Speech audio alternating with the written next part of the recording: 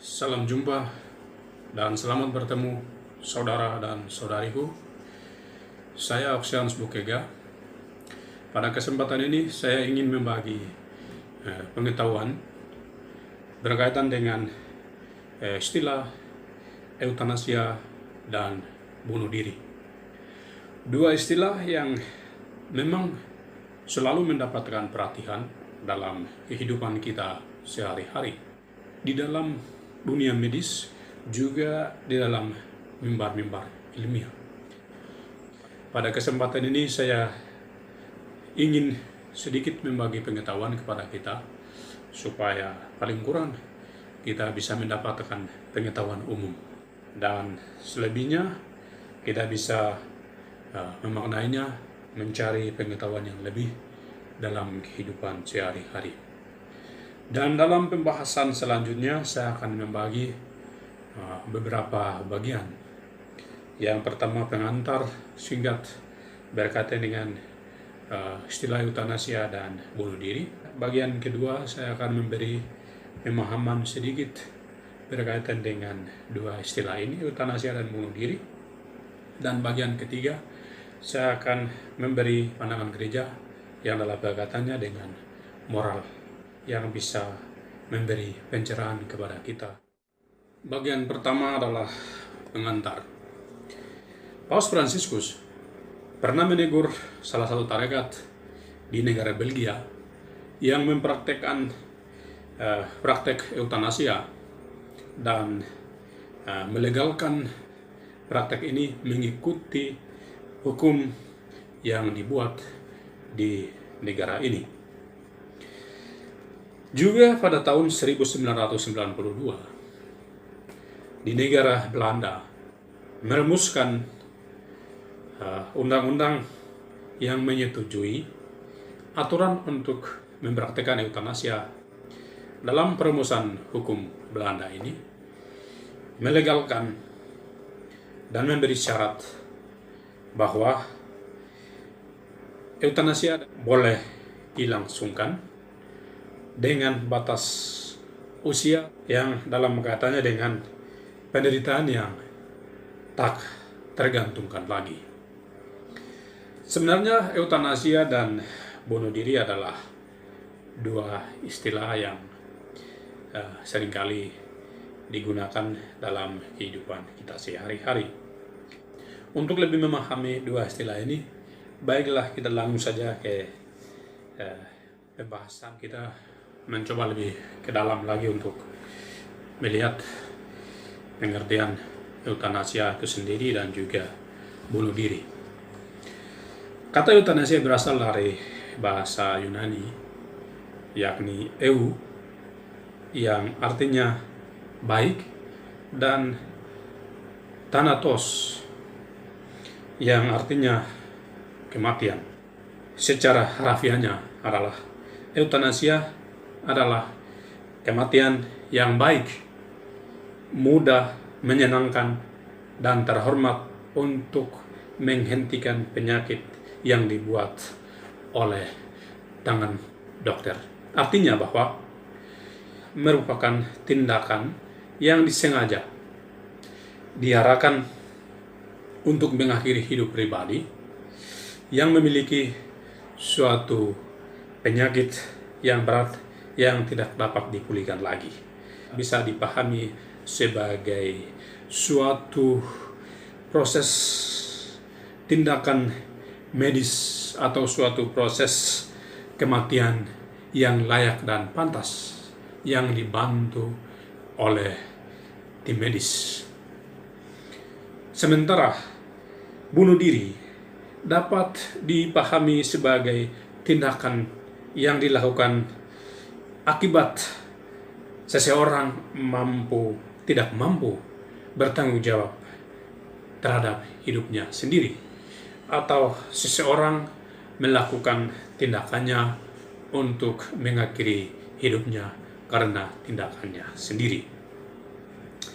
Rumusan bunuh diri sebenarnya bertentangan dengan suatu sikap yang lahir dari pribadi.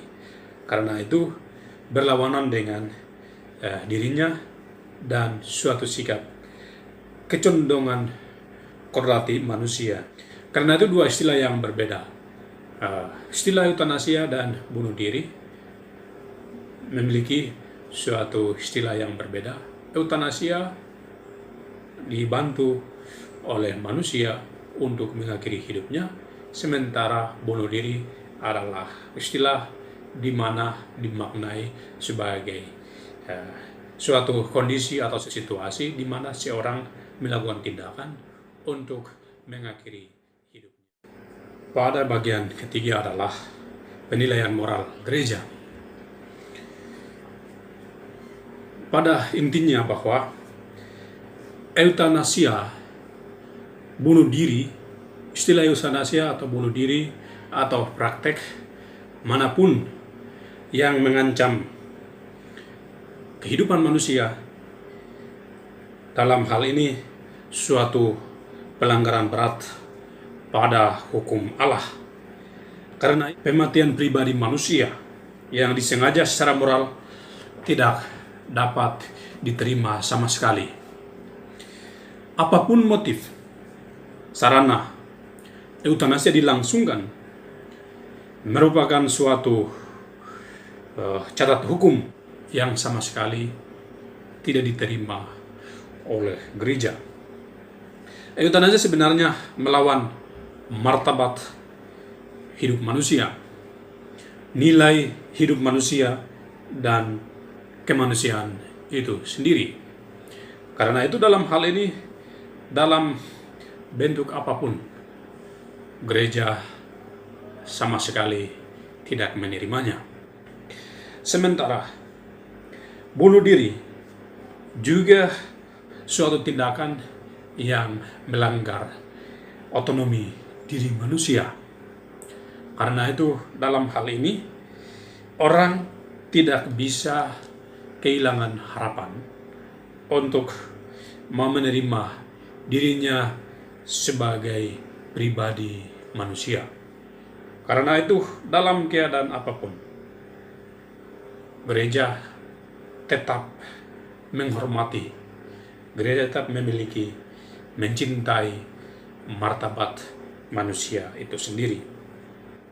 Gereja tetap mendoakan yang telah mengakhiri hidupnya untuk keselamatan hidupnya. Pada bagian keempat, saya akan memberi pemahaman sedikit berkaitan dengan istilah yang digunakan dalam istilah medis untuk melihat proses eutanasia dan juga bunuh diri. Dalam hal ini, pewartaan medis agresif, pembatasan usaha terapeutis, dan juga perawatan palliatif. Perawatan medis agresif adalah suatu kewajiban moral untuk menyembuhkan diri sendiri dan membiarkan diri sendiri disembuhkan, dalam hal ini pasien.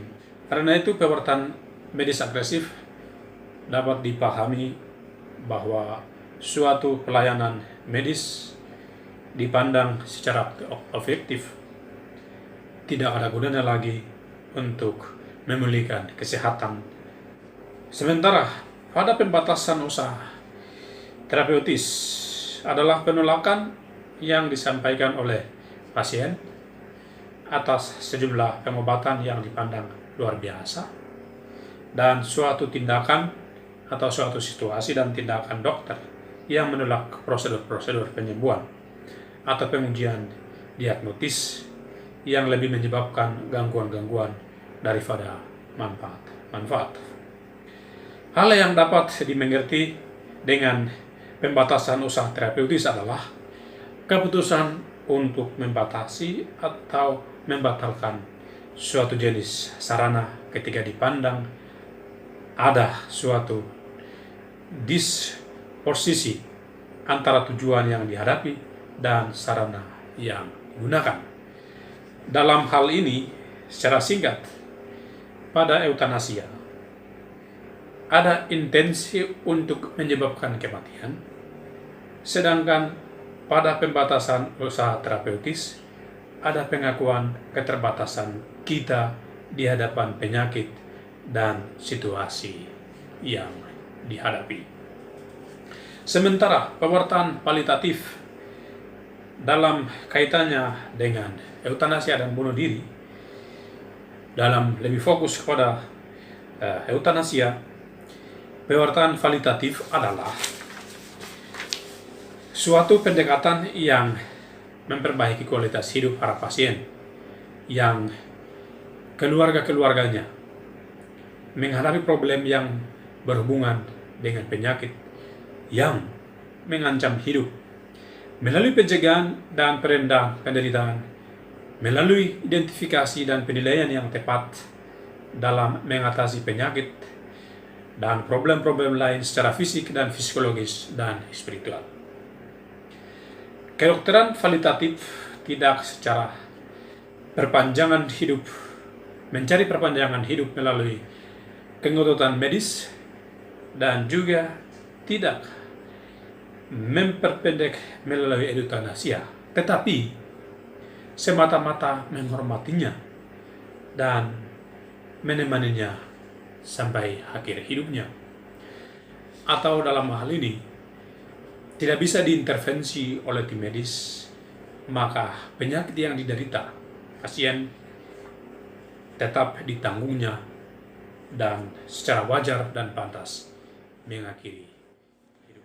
Pada bagian akhir, saya memberi penegasan bahwa eutanasia dan bunuh diri adalah tindakan yang mengancam kehidupan martabat manusia itu sendiri.